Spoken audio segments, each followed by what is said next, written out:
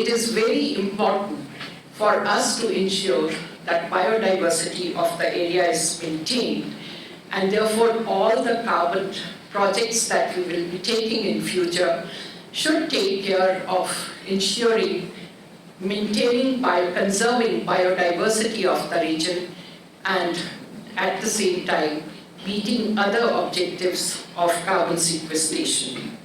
Let's also look into, when we are talking of food, and of course in India we have taken it up in a very big way, the use of coarse crops, millets and so on, because they grow on poor soils without any much input.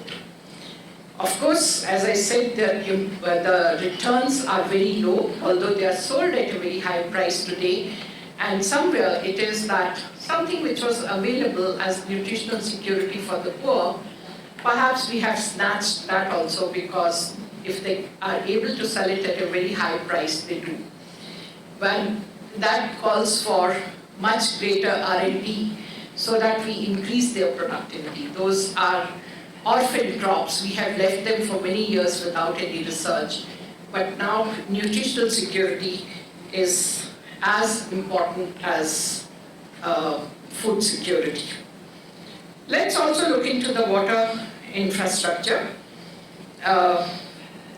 that is more resilient to climate change impacts like floods and droughts. And so investing in resilient irrigation, drainage and water storage capacity to adopt changing water availability and extreme weathers. We are talking much about nature-based solutions as an alternative or as a solution, which includes restoring wetlands and other ecosystems that act as natural buffers against floods and help purify water. Let's also look at rainwater harvesting, especially at the village level. We are working in an area called Mukteshwar, which is a hilly terrain, and you will be surprised that giving them 3,000 liters of tank for storage has changed the face of agriculture. And first time when I was shocked, I said, how can you do that? And the answer was, we don't water our plants the way you do it. We only give from a mug, less than 500 ml per tree, that sort of thing. So that's how they are growing their fruit crops. So the rainwater harvesting thus becomes extremely important.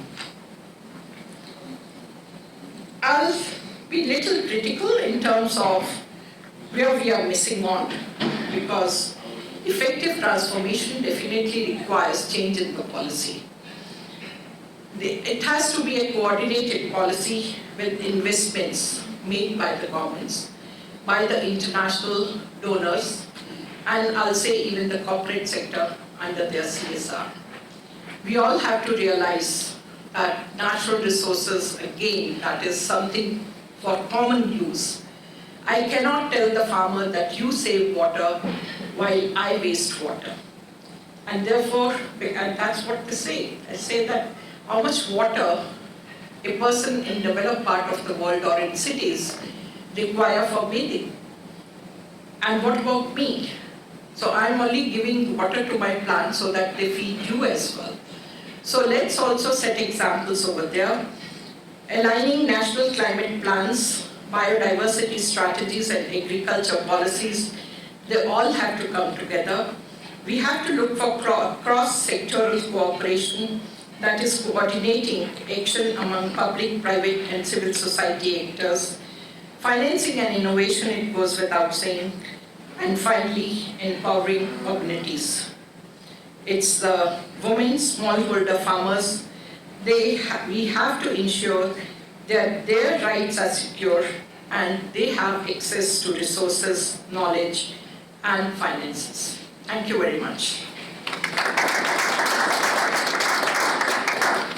Thank you, Dr. Naman, for having such a vast coverage of the subject, right from agriculture to forestry to mycorrhiza to regenerative forests and security, nutritional security, and so on and so forth. We'll share all these points in the summaries, which we'll prepare later. But may I now invite Next speaker, Mr. Richard Taylor. Mr. Taylor is director of the Taylor Made Water Solutions. He started this company in 2020, and shortly after completing his PhD studies, he went into commercializing his effluent treatment and agricultural technologies tested during his studies. And his first project was to develop a combined effluent treatment and agricultural system at an AB InBev brewery site, which has been operating since 2020 and provides treated effluent on-site reuse while employing a local community as well as others.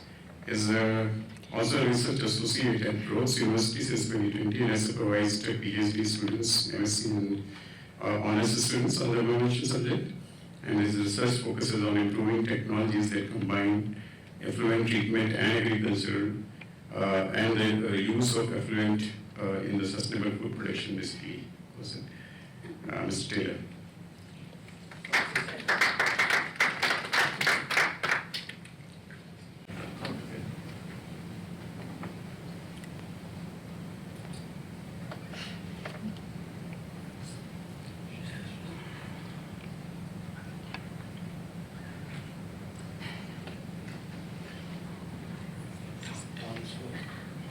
I'm just going to, it'll be a quick one.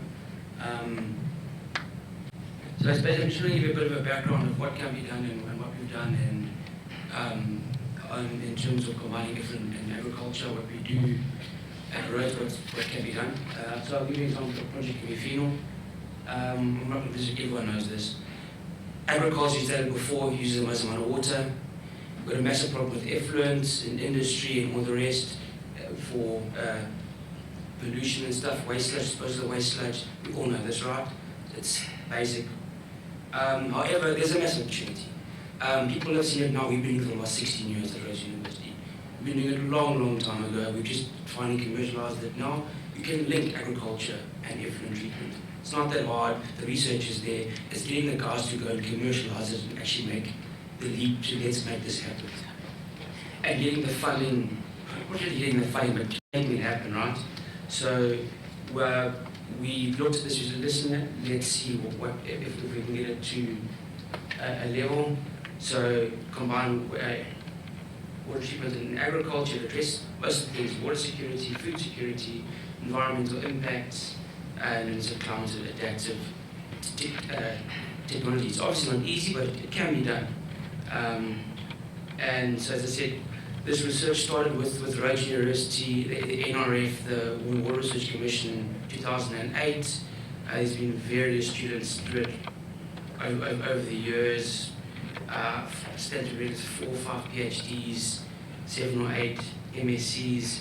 We've been looking at, back in the day, starting off, growing fish in treated effluents, growing algae to make animal feeds, growing all different types of lettuces, different crops in the thing, growing algae as abalone feeds, growing algae to extract compounds out. So we've done that, and we've seen this is the pros and cons of growing algae. One of the biggest things about growing algae in effluent is it rises the pH quite up, so it limits its reuse downstream, using sludges and stuff to make fertilizers and all the rest. There's lots of reports if you go look on the WRC of all the work we've done. And then basically what happened in 2019, 2020, the breweries at that site got funding and wanted to build a constructed wetland. So, and I'd done research before on constructed wetlands, but looking at how to make them grow crops. Because most crops that you grow in wetlands, their plants need oxygen, right? Their plants don't need oxygen. They can get oxygen from their leaves and send to their roots. That's a wetland plant per se. Your terrestrial crops like your spinaches, your mealies and stuff, you can't grow in a wetland. You can't grow in a saturated soil. You can't grow in a wetland because the roots need oxygen themselves. So that's why in most wetlands you're growing wetland plants, which you have a value but not a great value. So this company came and built the wetland and failed, and they basically ran away. And then I was half involved in this company, and I was the first that said, listen, I'm not leaving. I'll be here until I get this right. It's simple as that. And then in the following 2 years, I talked with AB InBev and I said, let me build a farm on your factory. I'll build a farm on your factory and I'll get the wetland working and I'll treat water for on-site reuse on your factory. So we also got a bit more funding, and then I started my own company at the same time. And we looked at different technologies and built a farm on this site. We got a 2,000 square, you can call it a drip irrigation system on an industrial site, on a factory. You clock in, you wear safety boots, all the rest. And then we also built the wetland. So this is pictures of the actual system. We originally do spillage. We looked at also different irrigation techniques on how to decrease sodium buildup in the soil. That's your biggest limit when you're using effluents in agriculture. And then that was basically, there's some more photos of the system, where we started it. And from then, we got our first launch. This is it over here. And then we actually supply this crop to checkers. If you're from South Africa and you're in the Eastern Cape, probably the biggest retailer in terms of food buys our product. It's grown where they grow beer, and you buy it in stores in Eastern Cape. We supply the DC directly. So there you can see 7 days a week, grown off brewery effluent, and that goes to checkers. This is a PhD student from Kenya. She did a PhD looking at different media types and all the rest to see how it affects. So we're looking at, can we use plastic instead of stone in wetland media? It worked, but the plastic doesn't have minerals in it as opposed to stone, so your stone actually works better than compared to recycled plastic. That was a bit of her PhD. And basically by doing this, as I said, this project now, as we stand today, is about 180,000 cubic meters of water per year that would be normally used for agriculture to grow these crops, can be used in the watershed because we're using industrial effluent to grow these crops. And then with this develop of this aeration system, so basically now I've converted a wetland like that to a wetland like that. This is the same stuff, stone, effluent growing through. And we aerate that entire wetland with no blowers, with a pump.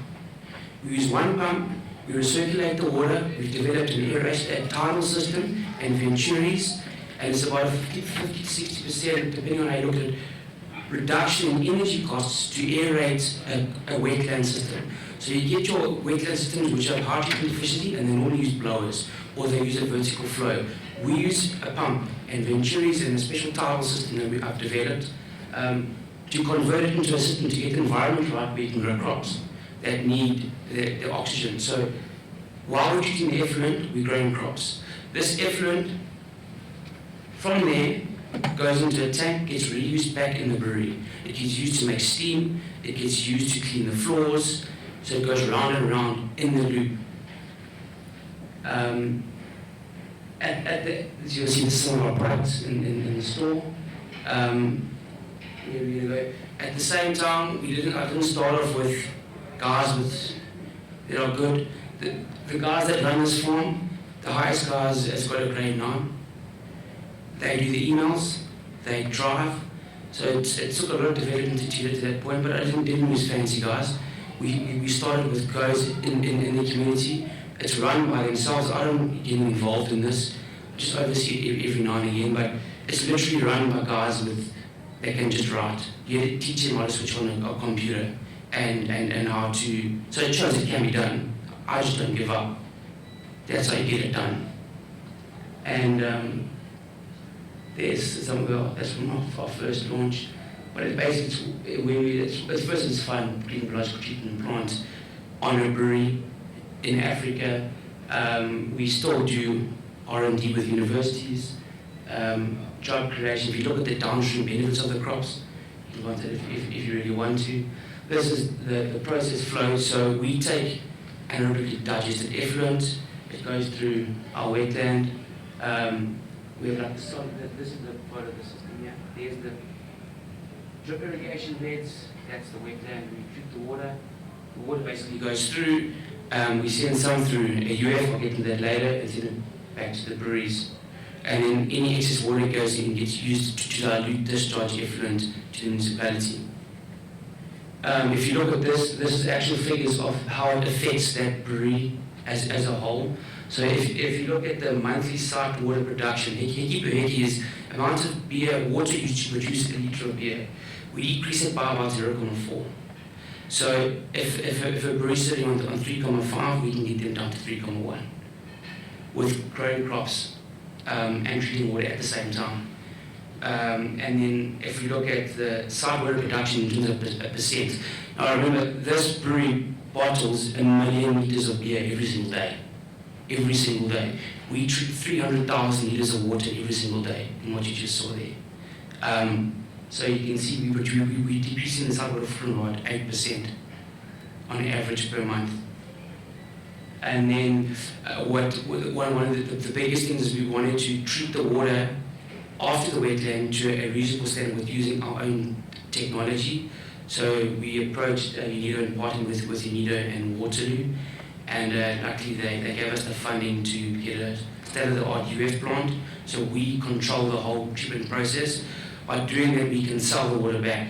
If you run this model on just selling income off the crops, it just makes, even you make a bit of money. As soon as you put money into selling the water back, then you kill it. If we had to, which I want to try to get right, let's look at the carbon credits, and if you can like officially state this is how much carbon is sequestered, or this is how much carbon is offset, if you treat it a conventional way and you put a monetary value to that, all of a sudden this thing is extremely profitable. So we've had this UF plant running for about 1.5 years, and it produces water for on-site reuse, 24 hours a day, 7 days a week. And then the impact is it's developed a commercially viable agribusiness linked with effluent treatment. It's been running for 3-4 years. It's a global platform. We believe we are global leaders in this. I don't really believe there's many people that can say about something like this on an industrial site, dealing with big industry. And it's also looking at socio-economic development from sites. We've put 3 PhD students through it, a couple of master students who can hopefully go back and do their things in their respective countries from Eritrea and Kenya. It shows circular economy. I always joke, I like beer, I drink beer, I pay to get beer, I grow spoons with the wastewater to get more money so I can drink more beer. And it's a lower capital investment compared to your conventional technologies. And as I said, I mean, those are the guys that when we start that run the system. And this really doesn't just apply to brewery effluent, and you can do it to any other effluent. If you're growing a food crop, it's got to come from a food grade industry. If you're growing it on the acid mine or you're doing sewage, you have to grow something else like flowers, or we want to grow something that's of value, if you know what I'm saying. And then the nutrient recovered into valuable biomass as compared to like normal aeration. When you've got water treatment technologies like activated sludge, where you grow a sludge, this is actually the nutrients turns into a plant biomass, which is of value. And then my dream is to have 2,000 of these around the world one day. So hope you make it happen if you know anyone that wants one. And thank you.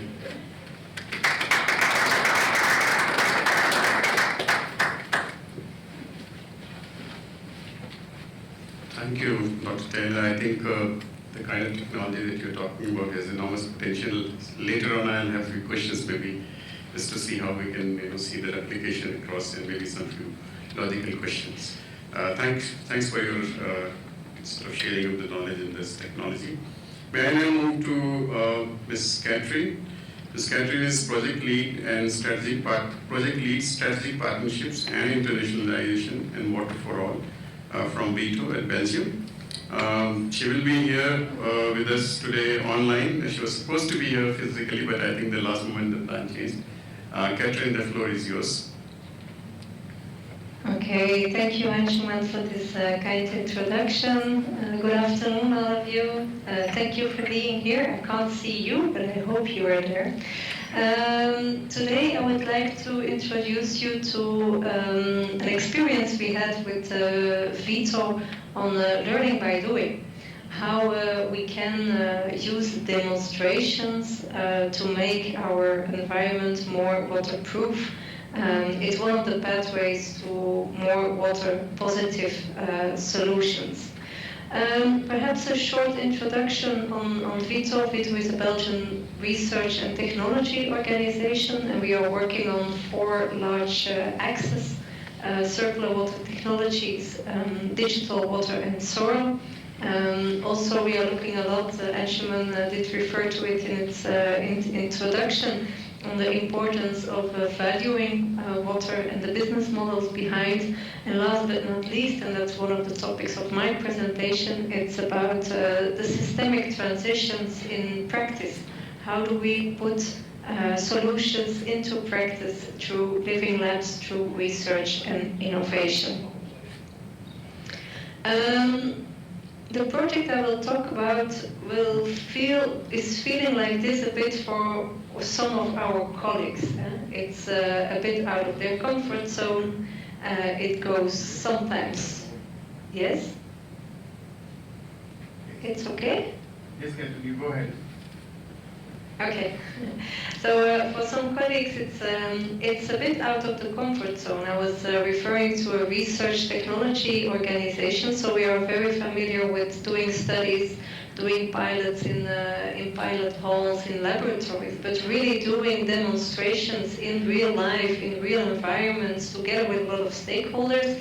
It's out of the box. It's a completely different way of working. So it feels a bit like this metaphor. But why it is important to work on this water positive pathways in Flanders? I saw a lot of pictures of Felix in the earlier presentation, and you also always see a very small spot in Europe. And that spot is exactly Belgium and Flanders. And in fact, we are one of the countries with also facing extreme water stress due to our high population, our large water demanding industry, a large food processing sector, and also our chemistry sector. So there is really a structural problem. It's a wicked problem we are facing, and which calls for a systemic solution. We had some droughts, also 17, 18, 19, and this cartoon is a bit explaining also part of the challenge we face. In Belgium, we have more than 500 ways of saying that it rains.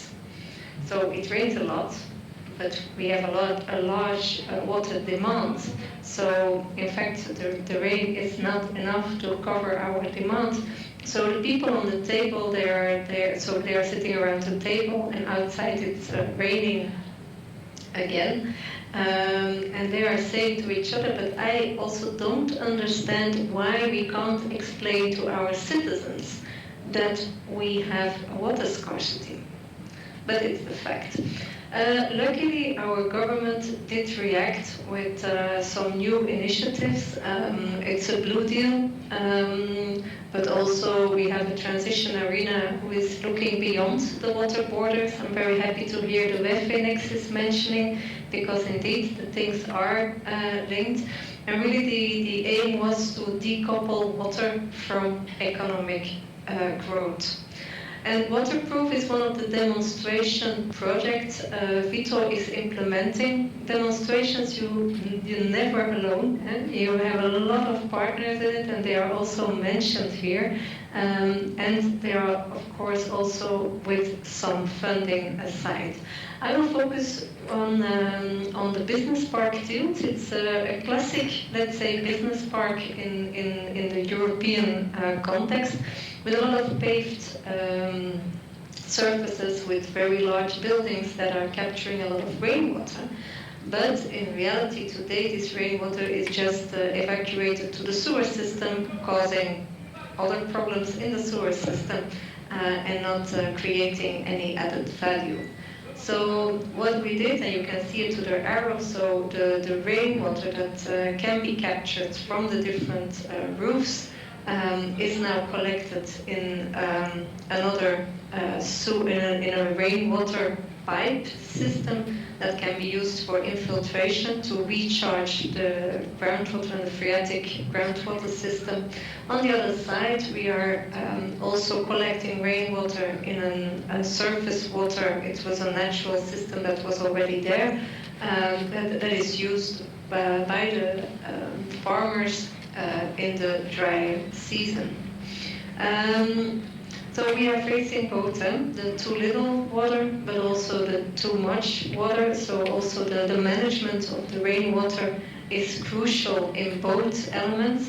How can we infiltrate the too much water as much as possible to avoid the too little water in drought season and areas.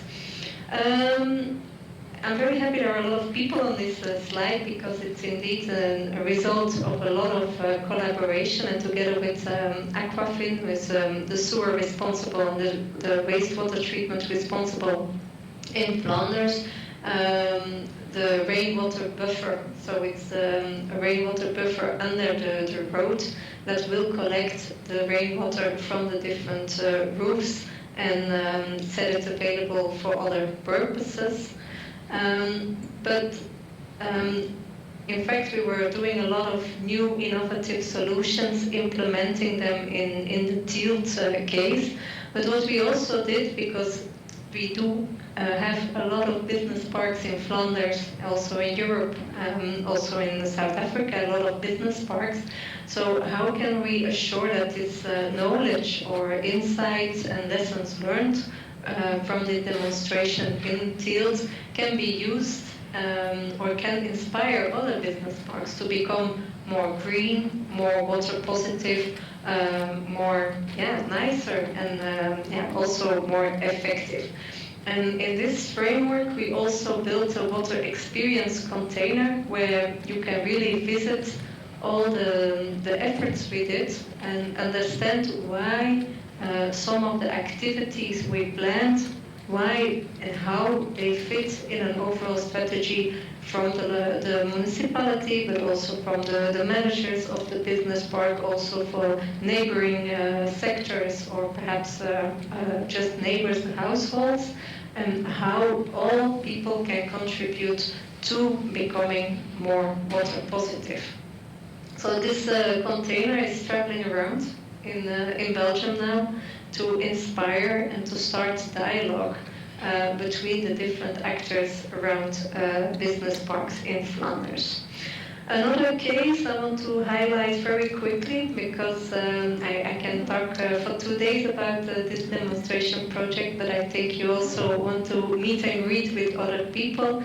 It's in fact the potential of buffering of surface water, where it's a sand quarry lakes that are artificial lakes. And what we did there as a research institute, we wanted to understand more the hydrological system, so we implemented a bunch of sensoring to check, in fact, to understand better how the system is working. In general, then we stop, but that's not what we did now. We started to analyze how can these lakes or artificial lakes, can they be used to store water, the water surplus we have in winter, rainy season, to make it available in the summer, and is there a potential to store more water also in the groundwater? So therefore we installed an adjustable weir, and that really can help to store during the winter time a buffer of 200,000 cubes by increasing the water level by 40 centimeters. And in fact, we saw that by creating this extra volume, we added some additional win-wins, because in fact, the ecological value in the neighborhood was in fact positively affected by this increase. And now we are also exploring how we can use this buffered water also for irrigation purposes. This journey brought us with quite some different lessons learned, except for the feeling it created with the colleagues. It's really having impact if you work with multiple governance layers. We are always talking about the public-private partnership, but by doing demonstrators, you can see how rewarding they really are. Impact comes with trust, and trust is not built in one day. So it's taking time, but it's very important in these kinds of projects.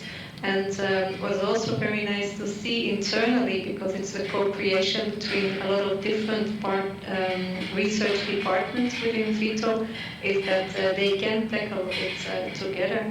And in the end, there are always a lot of challenges to tackle. But choose wisely, because there are some that create additional impacts on different sectors. I think the WEFE is a good instrument to take into account in this, to see how what you do can create some win-win wins. Thank you.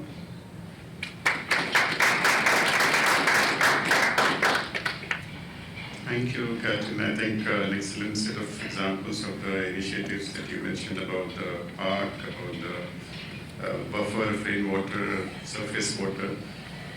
I think we'll sit with you to understand more in detail how we can replicate this in different parts of the world, including in our country. But thank you very much, Catherine, for sharing your experiences and for the time. We'll move to the last speaker, but not the least, about what he'll contribute towards, something that we all have now integrated into our activities of life day to day, something which is to do with automation and digital data management, I would say. We'll hear from Dr. Jakub Bummer. Dr. Jakub Bummer is basically a regional researcher at Water Risk and Data Science Specialist. He's at International Water Management Institute, IWMI. He has done PhD in multi-hazard risk reduction from University of Twente and focuses on hydroinformatics. And he has integrated hydrometeorological modeling for climate resilience and flood risk assessment in environments with limited data. And at IWMI, he is developing integrated flood early warning systems across major African river basins that creates multi-hazard risk indices, advances parametric flood insurance solutions, and promotes nature-based solutions and risk management. Dr. Moore has connected science and practice to support governments, communities in strengthening resilience against floods, droughts, and other hydrometeorological hazards. Dr. Jakub, please.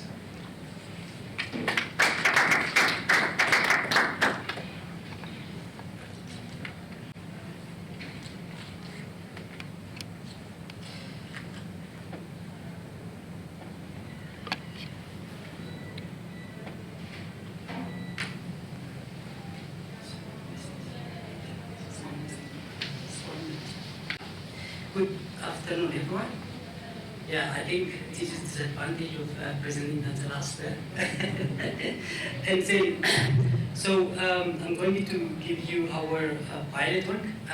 First introduction, the International Water Management Institute is basically international in research for impact organization, headquartered in Sri Lanka. We have 4 regional offices in Africa.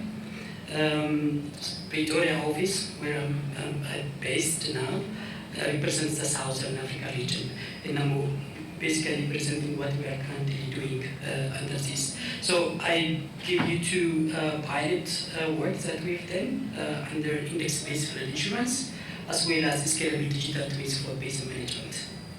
So this is my, I want to go through that, and then, so revealing Africa's drought and flood landscape with EM data and flood risk. So I use this, So this is my presentation outline. I'm not going to take that into consideration. So,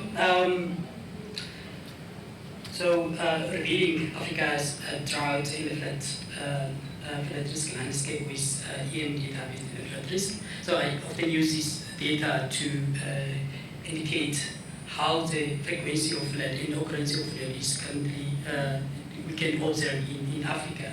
So this is the left side. We can see drought occurrence from 1954 to 2020, and to the right hand side is the flood occurrence, and so which basically indicates that how hazard is basically frequently affecting the area. As you can see from light color to the dark color, you can see the more frequent events, specifically focusing on this extreme floods and drought. So this kind of map basically helps us to use as a comprehensive decision making for making a decision in terms of identifying where are the risks and how we are going to manage our our flood in terms of flood hazard. So related to that, what we have done in UME under different projects is this index-based flood insurance. So this work we have been doing this since 2017, and then it's basically the use of open source global data set, basically remote sensing data, and modeling tool using hydrological and hydraulic model, and then to produce indices that are basically used for parametric insurance. Parametric insurance are basically insurance that basically where the insurance is triggered based on the given parameters. For that, this one is for rainfall, for flood, but there is also for below normal rainfall, but this one is more of index-based flood insurance, which use basically data based on remote sensing and modeling tools. So far, we piloted this work in Zambia, India, and Bangladesh, reaching out over 20,000 households, and a total payout of 170,000 USD. We are planning to reach to 125,000 households. Basically, this is at smallholder farmer level, not at like normal insurance covering the industry or something like that. So this is very important in terms of CSIR research. So actually we are recognized for this work in 2020. So the second part is about digital twins. I think this is very interesting part that I always love to share with you. So managing weather at the basin scale is always highly complex because of the different sectors, the dynamics, and different users incorporated in that. And then if we bring there's a concept of digital twins that makes us easy to make decisions in terms of what kind of scenario we are going to implement, how it is going to be implemented, and then it is also help us to just reduce the gap, that is close the gap between the research and the policymakers by just bringing all information within one cube. So it is basically digital twins is a virtual representation of the environment in this scale of water in basin, where we use starting from the physical world to using different sensors and physical model, and then basically analytics to create these digital twins. So this is how it works. It has 5 main components. The first one is basically stakeholder engagement, where we co-develop and co-work together. The second part is open data cube, where we integrate different layers of data, hundreds of layers of data to bring it together. Basically, these are for monitoring station Earth observation and citizen science. And then foundational models, normally what everyone knows, like hydraulic models, and forecasting from atmospheric model, and then finally develop this dashboard. So these 3 components basically, for this work, we incorporated AI to facilitate or to enhance our life, to enhance our activity doing this stuff, and finally capacity building. And then we developed this one for Limpopo River Basin, and then it looks like this, where we have the at the beginning we have interactive when we have interactive 3D group where we can just tilt, zoom in, zoom out to a specific location where we are interested in. And then to the left side, we have layers of hundreds of layers where we integrate it into the system from remote sensing, station data, drones, everything. And then inside, for example, out of these hundreds of data, you can see that green polygons are the crop field, basically irrigated crop field. And then if we draw that one polygon, if we draw polygon around here for this crop field, and then simulate within the analytical models that we integrated, we can see the water use per month, and the water use of that specific crop. And then you can see one feature there, which is reservoir for there, and this is the time series of the water of that reservoir. And you can see that even you can think about the linkage between the water use per crop with that of the water in the reservoir over the field.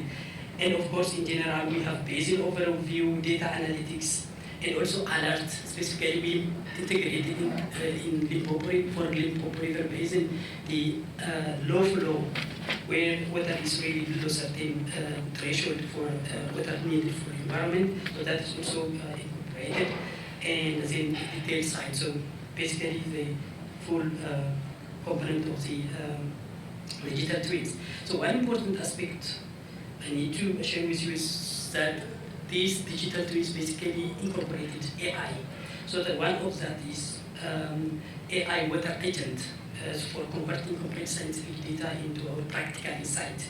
So for example, that actually makes our life very easy. So for example, if someone is not going to sit the whole night in the office to just replace something. So if I want to see the water inflow at a certain location, I ask, can you give me the water flow for that specific that location? And it's an AI based on our API, because we integrated API into the model. Based on the API, just searching and then give us the information about that water flow in terms of table as well as in terms of the graph. And of course, if there is information related to Limpopo outside of these digital resources taken into consideration. So see, now the data is produced, and the inflow for that specific location is basically showing there. So this is one aspect, and of course AI is integrated in all two to four components of the phases of the digital twin. And then another component is integration of citizen science. This data and digital twins require a lot of data. Besides remote sensing data and also drones, we just think the data from citizen science also integrated. One of that is the measurement, discharge measurement using app model. Another one is community reporting with sewage leakage in the area. Another one is citizen science monitoring water quality from the river. So these are all integrated with the app that link to digital twin, so that when they report it, they just basically send it to the digital twin and then analyze them in that. So we are scaling this work to work this to different locations. This one is the scale to Somali region in Ethiopia, completely different from Limpopo, which is a refugee area with high flood from the river. And then through following our through engaging with stakeholders, now we build the system for the flood, and still we are, of course, under development for this one, which is our second site.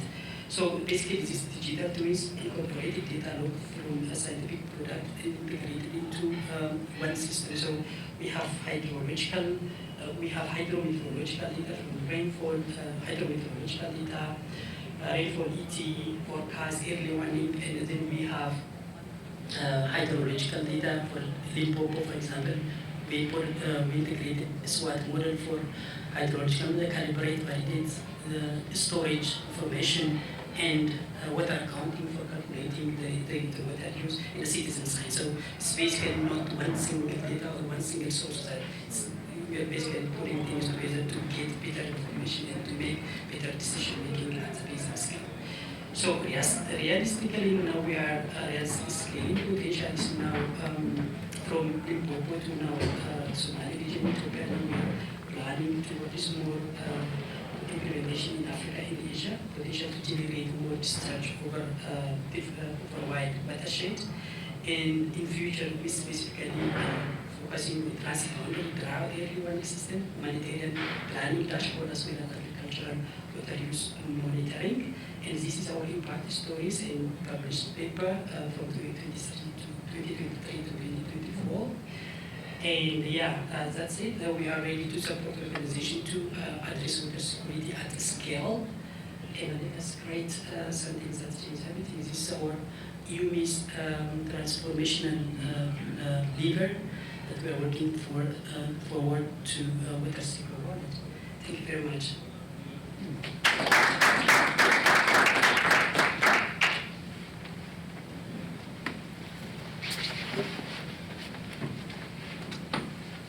Right, thank you so much for your presentation and of course sharing the potential on digital twinning. I believe it's getting into the sector almost everywhere, right from what you presented today on rivers to I've seen it in the cities, modeling their drains and things like that. So enormous potential. Let me again thank all of you to hear. Before we close, I just want to give our enormous respect to the audience who has been patiently hearing. I would give the floor to them if they have any questions. We'd like to have your discussions, and if you have any question to any particular speaker, please do come stand up and introduce and put it to us. And I'll like all our speakers to basically respond to them. Anyone who would like to have the question or clarification on what was said. Please. Yeah, so thank you very much for all the presenters for the very good innovations, I can say. Actually, I'm a bit curious to the last presenter, maybe to give more clarity to some of the informations. So to me, I would like maybe you give us more information of who are currently users of the data that you've already produced, because that's very important. And the second question is how this is going to be translated to be used by the normal communities, let's say, for example, the smallholder farmers to whom we are working with. Thank you. Okay, yeah, valid question. So for Limpopo River Basin, we are working with Limpopo. We have been on memorandum of understanding with them, and then we are working with them. We basically engage with all countries within the basin. Yes. Second question. Yes. How are you planning to make sure that the normal communities they are able to use also this information, not only maybe for the agencies, not only for the basins themselves, the normal community, let's say smallholder farmers, how are they going to use this kind of information? Yeah, thanks again. So the basic thing for digital tools is basically to make, to ease water use, water management quickly, and enhance water management properly. So basically when we say basin, everyone is within the community. So if the water is managed properly, basically that is why, for example, water that I showed in the from the reservoir. So water is basically distributed not only to the community, but also environmental flows are also taken into consideration. And other part is also via including them through citizen science. So they are also part of the developer actually in terms of collecting data and reporting part. Right, any other question? If not, wait, please.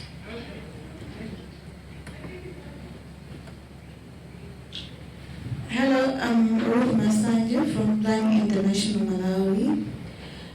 Thank you for the well-articulated presentation from all the presenters. And my question goes to the last presenter as well. I just want to have an understanding. I think you talked about the flooding insurance something. Yeah, so I want to have an understanding on how you are handling that insurance. Do you have an insurance company handling this? How are you identifying the beneficiaries of this insurance issue? I want you to explain really well so that I understand. I'm interested to learn more. Thank you. Thank you for the question. I'm also here to just explain that. So the insurance part is, here is doing this. We developed a model, physical model, to develop and design and develop a trigger. We work with partners who basically engage with farmers down there, registering them and how many land they are using, their gender inclusive. And at the same time, we work with underwriter, that's basically the insurance company. So we are working with two partners. Sometimes we work only with one partner and they include the underwriter within the component. So basically those two are our main partner. So we produce a product, parametric product, and share with them and then co-develop it together. That's how it works. Not anyone else? All right, we run late on this session, but I will not try to summarize the sessions, what was said, but I think I would like to convey the key messages.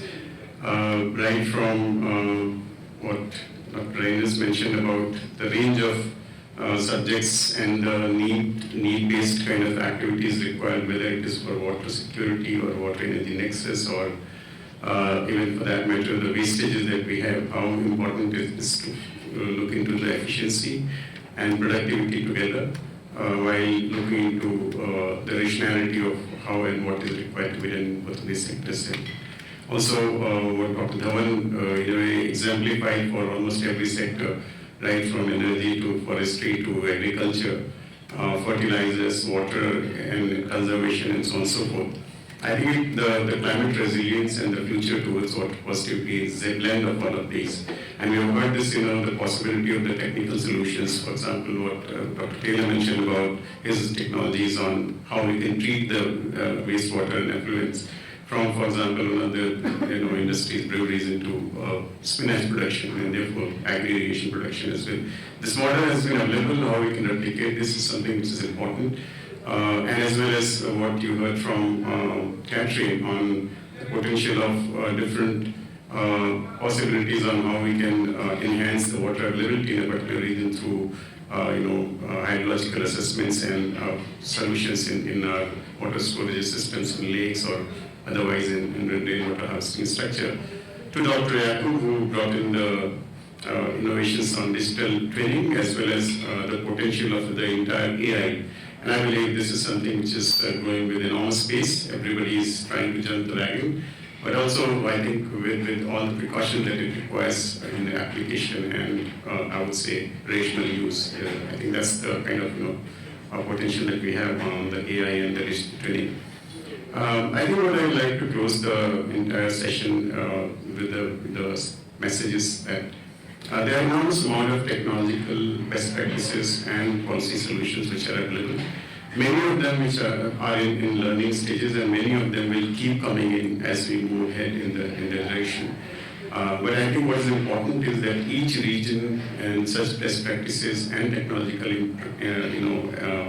examples are democratized, so that it is reached to the masses where it makes that critical mass impact.